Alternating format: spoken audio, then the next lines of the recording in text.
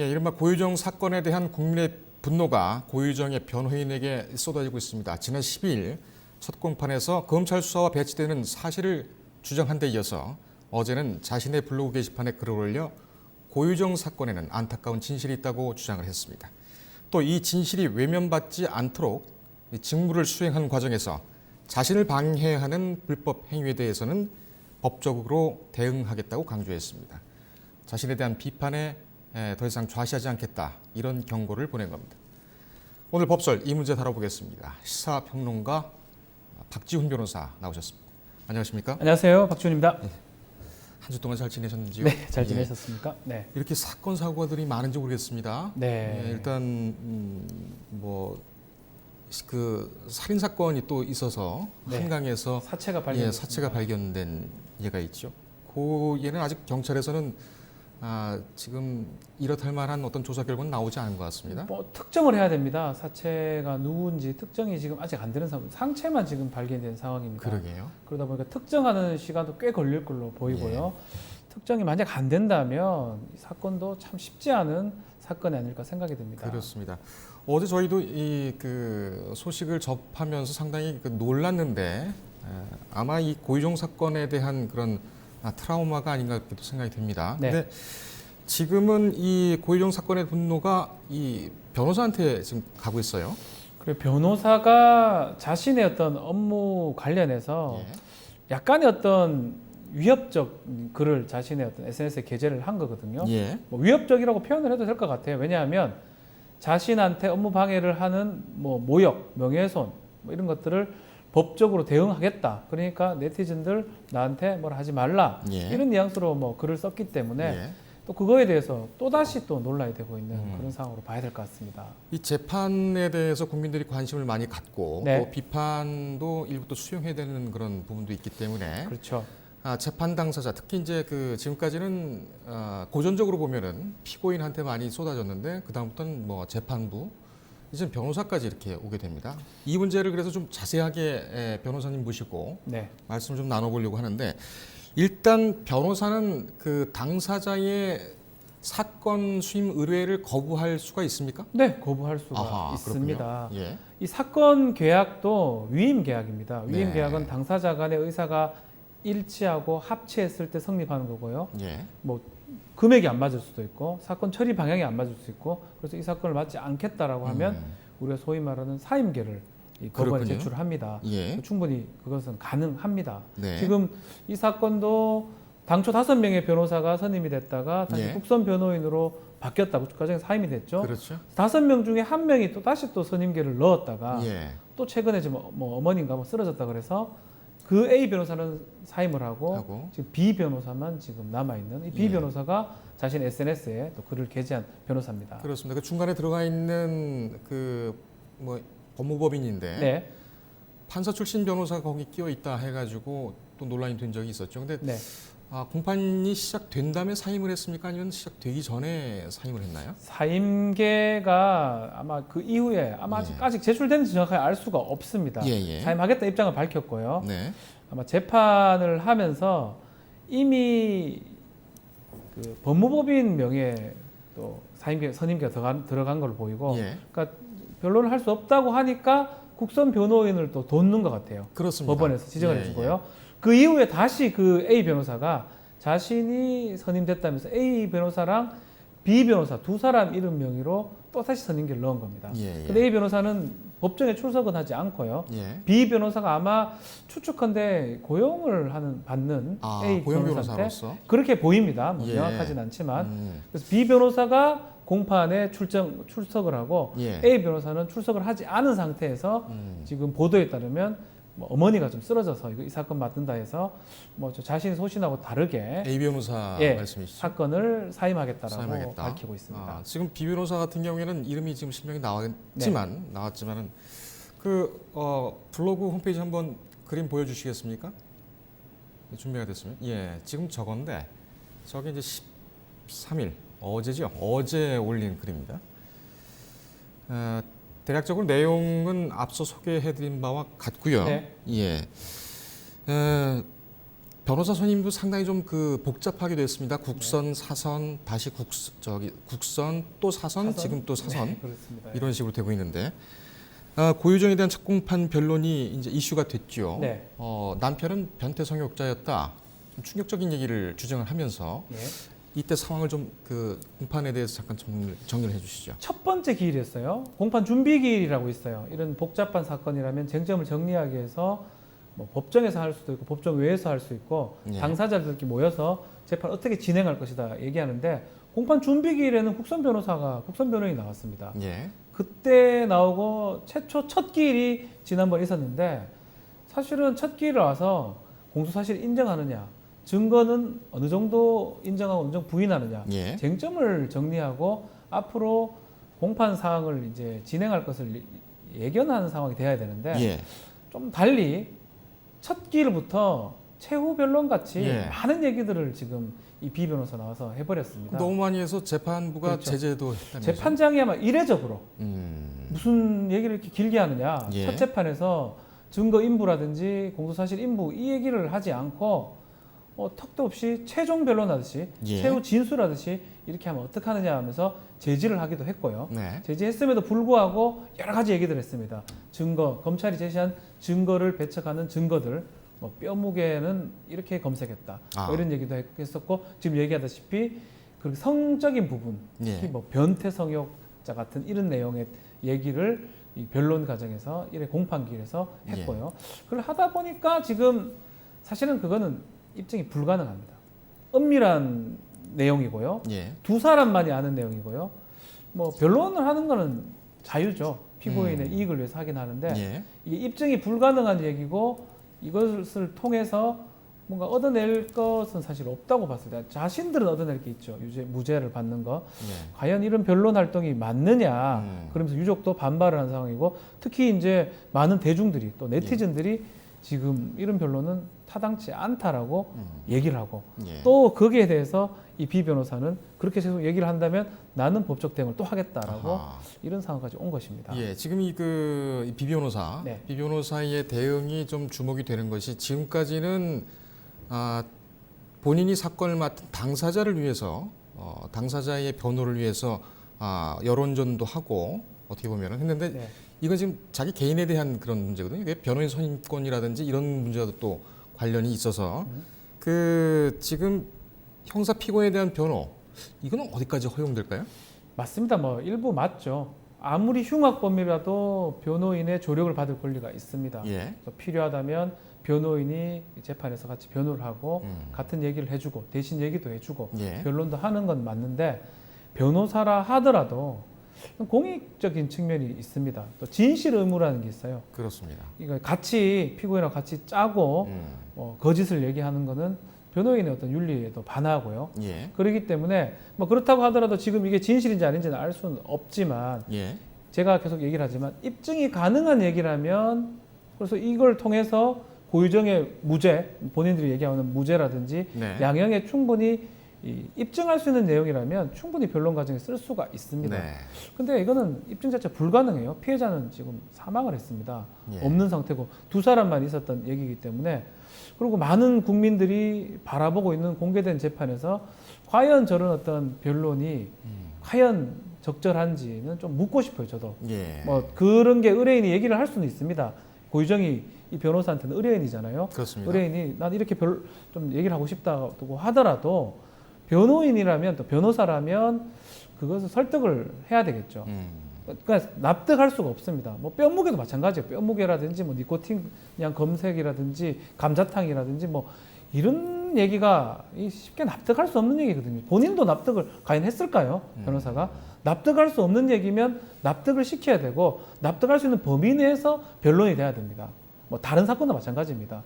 더더군다나 이렇게 중요한 살인 사건이고 지탄을 받건 사건이라면 더 변호사가 좀 신중하게 접근을 해야 되는데 이거 입증되질 않는 얘기를 함부로 해버리면 2차 가해가 되는 겁니다. 유족들한테는. 예. 그런 측면이 오히려 이런 변론 과정, 변론 활동이 유가족들한테 명예훼손이 되는 게 아니냐. 저는 이런 생각도 많이 듭니다. 그렇군요. 그렇다면 일단 뭐 지금 같은 그 얘기를 상정을 할 때에 일단 피고인에 대한 변호인의 여론 비판 그리고 고유정 피고인에 대한 그 변호인에 대한 네. 여론 비판 이거는 가능하다고 봐야 되겠죠?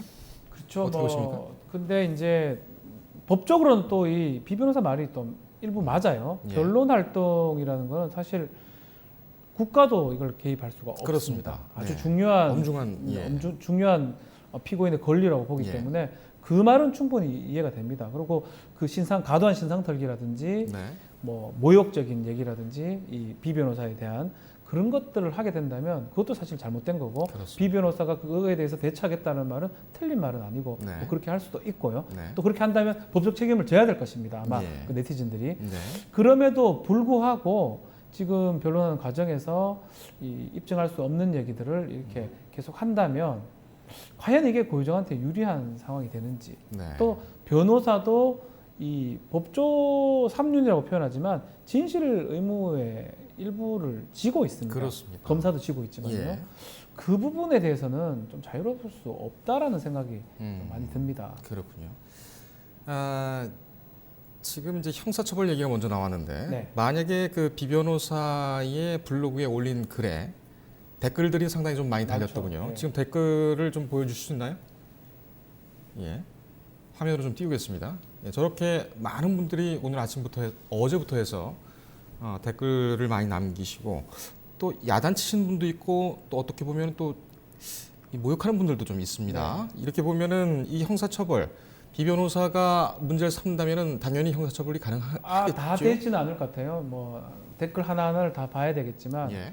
모욕죄는 어떤 추상적 얘기를 하면서 그 사람의 인격적 가치를 떨어뜨리는 겁니다. 쉽게 예. 말하면 욕설 같은 게 있으면 모욕죄가 성립할 수가 있고요. 음. 명예훼손죄가 되려면 구체적 얘기를 하면서 사실과 다른 얘기를 해야 됩니다. 예. 또 사실과 다른 얘기를 해서 그 사람의 사회적 가치, 인격적 가치를 떨어뜨려야 되거든요. 예. 지금 댓글들 대부분 제가 다는 못 봤지만 욕설보다는 이 상황에 대해서 얘기를 하는 겁니다. 예. 일견 표현의 자유의 일종이라고 볼 수 있어요. 예. SNS가 본인의 표현의 자유일 뿐만 아니라 댓글을 쓰는 네티즌들의 표현의 자유의 공간이기도 합니다. 예. 그렇기 때문에 욕설이 아니고 적정선의 의견 개진이라면 이거는 명예훼손죄나 모욕죄가 되지 않고요. 예. 그 적정선을 넘어서는 경우 뭐 예컨대 과도한 신상통기를 한다면 개인정보보호법이라든지 예. 아니면 정보통신망법상의 명예훼손죄 같은 것들이 성립할 수가 예. 있습니다. 그런데 이 댓글 다는 이 창이 이 개인의 블로그란 말입니다. 네. 물론 비변호사 같은 경우는 지금 이름도 공개가 되고 얼굴도 공개가 돼서 공인이 되어 있습니다만 명예훼손 같은 경우에는 그 전파 가능성 이런 것이 있어야 되는데 지금 여긴 개인 블로그란 말이죠. 개인이라도 많은 사람들이 들어왔다니 볼 수 있는 상황이 되어버리는 아하, 겁니다. 그렇게 노출이 되어 있습니다. 이제 노출됐기 때문에 전파 가능성은 뭐 있다고 봐야 될 것 같아요. 그렇군요. 여기 글을 쓰게 되면 그리고 구성여건에 해당하는 예. 명예훼손죄에 해당하는 걸 쓰게 되면 범죄는 성립하고 처벌될 가능성이 있습니다. 그렇군요. 네티즌 여러분들 조심하셔야 되겠습니다. 여기도 형사처벌 대상이 될 수 있다고 합니다. 예, 정리하는 차원에서 이 질문을 좀 드리겠습니다. 소송에 참여하는 법관, 검사, 변호사 이들에 대한 비판은 어디까지 허용된다고 보십니까? 글쎄요, 비판을 받아들이는 입장에서는 좀 싫죠, 씁쓸하고 예. 뭐 그런 상황이지만 글쎄요, 뭐 어떤 근본적인 얘기가 아니라면 사건에 대한 얘기는 저는 할 수 있다고 생각이 듭니다. 예. 이 건전하게 저희도 법조인이지만 그 판결에 대해서 비판을 할 수도 있는 거고요. 예. 또 수사 과정에 대해서 비판을 할 수도 있는 거고요. 마찬가지로 변론 활동을 하는 과정에서도 네. 과도하게 변론 활동을 하는 경우는 비판이 가능한 거거든요. 예. 그러니까 지금 이게 개인 변호사라서 이렇게 비판하는 것을 뭐 안 된다고 얘기지만 큰 법무법인은 지금도 비판을 많이 먹고 있어요. 그렇죠. 뭐 어디라고 얘기는 하지 예. 않습니다. 그런 비판을 뭐 받는다 해가지고 네. 그 사람 그 법무법인에서 대응하는 경우는 거의 없습니다. 그렇습니다. 그래서 어쩌면 이 법조인들 또 특히 재판이라는 것은 공개 재판이 원칙입니다. 그 공개는 그 뜻입니다. 공개한 만큼 국민들이 보고 그거에 대해서 알고 얘기할 게 있으면 얘기하라는 거거든요. 예. 다만 그 이상이 된다면 그 판사는 판결문으로 책임을 지는 거고 뭐 검사는 또 공소장으로 책임지는 거고 이렇게 보는 게 저는 맞지 않을까 생각이 듭니다. 그렇군요. 지금 화면에 나오고 있습니다만 그 12일 날이죠. 첫 공판 때 고유정이 나오는 과정에서 시민이 저렇게 네. 머리를 잡아다녔죠. 저걸 보면은 일단은 폭행으로 볼 수가 있는데 폭행이죠. 예. 저 같은 경우는 어떻게 처리가 됐습니까? 지금 고유정은 변호인 접견하는 과정에서 머리가 한 줌 뽑혔다고 아하. 본인이 또 얘기를 했거든요. 예. 그렇지 뭐 감내하겠다라고 또 얘기도 했습니다. 아 그렇습니까? 만약에 저게 뽑혔으면 피가 났거나 이러면 상해죄도 될 상해까지. 수가 있어요. 예. 근데 폭행죄 같아요. 기본적으로는 머리카락에 대해서 뭐 질병의 유도라고 보기는 어렵기 때문에 예. 폭행죄인데 이제 폭행죄가 이게 반의사 불벌죄입니다. 아하. 기본적으로 시작이 자체가 고소 고발로부터 시작이 많이 되거든요. 예. 고유정이 이제 고소를 해야지만이 음. 저 사람에 대해서 처벌 여부 또 수사 여부를 또 판단할 수 있지 않을까 생각이 됩니다. 그렇군요. 근데 지금 저 영상을 보게 되면 일단은 뭐 고유정이라는 그런 인물이 있어서 그렇지만 어떻게 보면 교정적으로 행정적으로 보면은 저 처리가 좀 잘못된 거 아닙니까? 이게 네. 보호를 해야 되는데 네. 외국에서는 저런 경우에 얼굴에 염산을 뿌리는 경우도 제가 외신에서 좀 본 적이 네. 있었거든요. 그렇다면은 뭐 피고인 재판이 남아 있기 때문에 보호하는 차원에서는 접근을 못하게 해야 되는 그런 부분이 있어야 되는데 그런 문제 또 있는 것 같습니다. 쉽지가 않은 것 같아요. 이제 지금 서울중앙법원이나 이렇게 좀 중요 사건들이 많은 법원 같은 경우는 이 네. 길들이 있어요. 그러니까 포토라인이 있고 그래서 그 길만 통과하면 되기 때문에 교도하는 분들이 쉽게 왔다 갔다 할 수 있고 일반인 접근이 불가능합니다. 예. 근데 지금 제주지방법원에서 아마 저런 사건이 해본 적이 아마 제 기억에는 없을 겁니다. 그렇군요. 그러니까 길도 없어요. 동선 자체가 네. 제대로 정립이 안 돼 있기 때문에 법정까지 가긴 가야 되잖아요. 예. 호송 차량이 내려서 그 부분을 지금 섬세하게 하지 못하다 보니까 어쩌면 해프닝이 지금 불상사 일어난 거거든요. 예. 그래서 이제 다음 재판이 9월 2일 날 또 있는데 네. 그때는 좀 세심하게 해야 될 것 같아요. 이거는 뭐 고유정을 위해서라기보다는 일반 시민들이 또 문제가 될 수 있기 때문에 그렇습니다. 네. 어쨌든 간에 그 통로라든지 동선에 대해서 예. 좀 안전을 확보를 하는 게 필요하다 생각이 듭니다. 알겠습니다. 이저 일보의 회원 그리고 지금 뭐 일본 경제 침략 때문에 상당히 어수선한 그런 상황입니다. DHC 얘기도 좀 나와서 거긴 또 어젠가 또 그런 망언 발언을 했더군요. 조롱을 계속 TV에서. 하고 있습니다. 예. 이 대통령 암살을 암시한 그 게시판의 그 일베였죠. 일간 네. 베스트. 그 회원이 경찰 수사가 이제 시작이 됐습니다. 이렇게 된 거는 살인 예비, 음모 어디까지 볼 수가 있을까요? 살인 예비도 가능은 합니다. 예. 살인죄가 예컨대 뭐 총을 기준으로 들면 총을 발사했을 때가 살인 착수가 됩니다. 예. 살인행위 착수. 뭐 이 사건은 다릅니다만은 네. 그 발사했는데 결과가 발생하면 살인죄가 되고요. 네. 살인의 죽음의 결과 발생하지 않으면 살인 미수죄가 되는데 예. 그 이전 단계는 사실은 예비 음모거든요. 예. 마음속에 갖고 있다가 처벌할 수는 없습니다. 뭐가 그렇죠. 드러나야 되는 게 예비 음모인데 네. 흉기나 이런 총 같은 걸 구입하고 했을 때가 예비라고 봅니다. 음. 그런 어떤 법리에 따르면 지금 이 행동도 살인 예비죄에 해당할 수가 예비죄. 있어요. 근데 문제는 정말 학점적으로 이걸 하려고 하는 건지 아니면 자신이 어떤 게시판에 어떤 뭐 보여주기 위해서 그렇죠. 그렇게 하는 건지 이런 것들이 좀 확인이 안 돼요. 네. 사실은 오히려 살인 예비죄가 되려면 감췄어야 돼요. 아하. 감추고 있다가 어떻게 발각이 돼가지고 검거되면 살인 예비죄 음모죄로 처벌이 가능한데 네. 이렇게 틀어놓고 이렇게 하는 경우는 살인 예비라기보다는 자신을 드러내기 위해서 예. 어떻게 보면 이 게시판에서 자신의 존재를 과시하기 위해서 했다기 보기 때문에 범죄가 되기는 어려울 것 같고요. 예. 다만 협박죄 같은 게 좀 될 것 아, 같아요. 협박. 위해를 가하는 위해를. 거거든요. 해악을 고지하는 거니까 예. 그 정도는 성립할 수 있을 것 같다는 생각이 듭니다. 지금 같은 맥락에서 지금 뭐 망언 논란 뭐 네. 한창 그 주옥순 어머니 부대 대표, 엄마 부대. 예, 엄마 부대입니까? 엄마 부대 대표 이영훈 전 서울대 교수 네. 얘기도 고발이 됐습니다. 고소 고발이 됐어요. 예. 뭐 명예훼손이죠. 허위사실 유포한 거 명예훼손, 아니냐. 허위사실 유포. 조금 애매합니다. 주옥순 씨가 얘기했던 거는 아베한 사죄하자라고 얘기한 거고 예. 이영훈 교수는 자신이 친일파의 후손이다.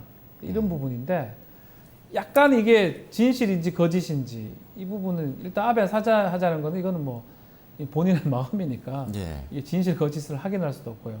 누구의 명예가 훼손됐거나 누구의 사회적 가치가 떨어진 경우는 아니라고 봐야 되기 때문에 네. 고소 고발은 되지만 법리적으로는 좀 되기 어렵다. 조금 쉽지 않다. 또 예. 마찬가지로 친일파의 뭐 외증조부였다는데 뭐 자신은 외외 증정 무슨 말인지 잘 모르겠습니다. 네. 이영훈 교수가 자기 해명을 하고 있는데 친척이긴 하다. 조금 먼 친척이다. 예. 뭐 그렇게 얘기하는 거 봤을 때는 이것도 또 설사 거짓말 한다고 스스로 그냥 거짓말하는 거지 거짓말을 해서 자신 혼자 거짓말한 거잖아요. 예. 다른 사람한테 가치를 떨어뜨리는 행동이 아니기 때문에 아니 뭐 이런 건 되겠죠. 누구 보고 당신 친일파다. 아니 당신은 친일파의 자손이다. 아닌데 반대로 그렇게 얘기하면 그 사람에 대한 명예훼손이나 모욕죄는 성립할 수가 있는데 네. 자신이 자신을 거짓말하고 자신을 친일 독립운동가의 자손이다. 이렇게 얘기하는 게 범죄가 되기는 조금 어려워 예. 보입니다. 이건 어떻습니까? 어제 오늘 해서 이영훈 전 서울대 교수가 네. 자신은 서울대 명예교수다라고 사칭을 하고 다니는 네. 걸로 확인이 됐죠. 이거 같은 경우는 뭐 다른 것은 없을까요? 애매해요. 그것도 공무원 사칭죄 같은 게 있긴 한데요. 그럼 그 공무원 사칭을 해서 그 직권을 또 행사를 해야 됩니다. 예. 거기에 해당하지 않고요. 거짓말이죠. 뭐 어떤 거짓말을 한다 해가지고 본인이 의도했든 의도하지든 모두 처벌하는 게 아니에요. 거짓말해서 피해를 끼쳤거나 재산상 이익을 뭐 얻었거나 재물을 취득했거나 사기죄가 되고요. 네. 거짓말해서 뭐 다른 어떤 국가를 방해하면 업무방해죄 뭐 이런 예. 것들 공무방해죄가 되는데 지금은 조금 어디에 걸릴 수는 거짓말은 맞는데 그 거짓말이 형법적으로 형벌을 받을 만한 처벌을 받을 만한 거짓말은 아니다라고 저는 생각이 좀 듭니다. 그렇군요. 가정적일지도 모르겠습니다만 전에 그 주씨 같은 경우에 네. 전에 얘기한 경우에는 이 정부가 무능하고 그렇기 때문에 제가 대신 그 아베한테 사과를 하겠다 이렇게 얘기를 했었죠. 네. 처음에 그 워딩이 나온 다음에 문제가 되고 그러다 보니까 뒤에 다시 한번 해명을 했어요. 네. 해명을 했는데 이건 기자들이 잘못 받아 쓴 것이다. 기자들 똑바로 써라 이렇게 얘기를 했었거든요. 네. 처음엔 그렇게 분명하게 이 혐의가 있어 보이는 발언을 했다가 다음에 그 기회에 이것을 해명하면서 그것은 그런 의도가 아니었다라고 한다면은 전에 있던 행위는 어떻게 됩니까? 그렇죠. 했던 거는 그대로 살아남죠. 아. 무능하다. 그 부분이 뭐 어떻게 좀 정확하게 표현이 좀 더 봐야 되겠지만 네. 문제가 될 여지가 있습니다. 네. 또 본인이 문제가 될 여지가 있기 때문에 아마 번복을 했는 것 같아요. 예. 그 부분을 아마 좀 경찰 수사기관에서는 들여다보지 않을까 예. 생각이 듭니다. 그렇군요. 지금 변호사님께서도 진단하셨듯이 뭐 주씨 그리고 이 전 교수죠. 네. 여기 법적으로 교율이 좀 힘들다는 것은 법도 이 정도는 우리가 나서긴 뭐하고 네. 도덕이나 윤리적으로 당사자들이 조심해야 될 부분이다라고 그렇죠. 여지를 남겨놓은 것 같아요. 다 처벌할 수는 없는 거잖아요. 예. 그럼에도 불구하고 이 고발에 대해서 시민단체가 한 거고 예. 또 많은 국민들이 당연하다라고 얘기하는 게 이 정도가 좀 지나쳤다라는 거죠. 그렇습니다. 사실은. 네, 예. 그래서 그렇게 얘기하는 거고 그렇지만 처벌하고 이 어떤 도덕하고 이 법적인 부분하고 다 달리 또 봐야 되기 때문에 예. 안타깝지만 뭐 처벌은 좀 어렵지 않을까 생각이 듭니다. 예. 참 저희 입장에서도 난감합니다. 이런 얘기들은 이 관심을 받기 위해서 네. 그리고 또 자기의 그 위세를 과시하기 위해서 이렇게 하는 건데 다루지 않으면 되는데 저희가 계속 다룰 수밖에 없는 이유는 이런 행위 때문에 상처받는 분들이 또 있기 때문에 그렇죠. 예, 어쩔 수 없이 다루게 되는 그런 상황인 것 같습니다. 변호사님께서는 내일 광복절에 뭐 하십니까? 뭐 광복절 의미 있는 광복절 같아요. 네. 평상시 뭐 작년 광복절까지는 뭐 그냥 평범하게 예. 지낸 것 같은데 이번에는 좀 많이 생각을 좀 해봐야 될 것 같아요. 일본하고 관계도 그렇고 예. 그래서 뭐 좀 아이들하고 뭔가 좀 어디 좀 가볼까 의미 있는 생각이 좀 있습니다. 방문을 하시는군요. 네, 알겠습니다. 내일 날씨가 좋아야 될 텐데요. 네. 조심해서 다녀오시고요. 네, 알겠습니다. 다음 주에 또 뵙겠습니다. 네. 감사합니다.